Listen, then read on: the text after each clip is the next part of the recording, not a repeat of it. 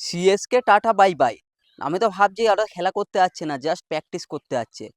পরপর ৩টি ম্যাচ হেরে গেল সিএসকে। যেই সিএসকে দেখে সবাই ভয় করতো একসময়, সেই সিএসকে এখন সবার সামনে তুচ্ছ হয়ে যাচ্ছে। প্রত্যেকটা ম্যাচ হেরে যাচ্ছে সিএসকে।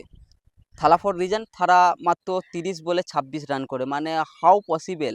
যেই থালা একসময় বলে বলে ছক্কা মারতো, যাকে হিটারম্যান বলা হয়, সেই মানুষটাই আজকে এক এক করে খেলা করছে, জিতা ম্যাচকে হারিয়ে দিচ্ছে।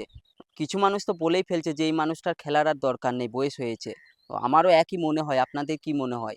না মানে ভাই, যদি MS ধোনি আর কিছুক্ষণ মেরে নিত, 26টা 30টা বল খেললো, যদি কিছু 4-6 মারতো, তাহলে ম্যাচটা আরাম করে জিতে যেত।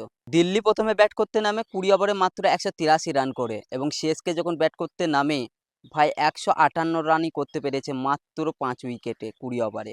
মানে এই ম্যাচটা জিতে যায় দিল্লি। মানে এইভাবে যদি খেলা করে তাহলে ভাই কিভাবে পয়েন্ট টেবিলে উপরে যাবে?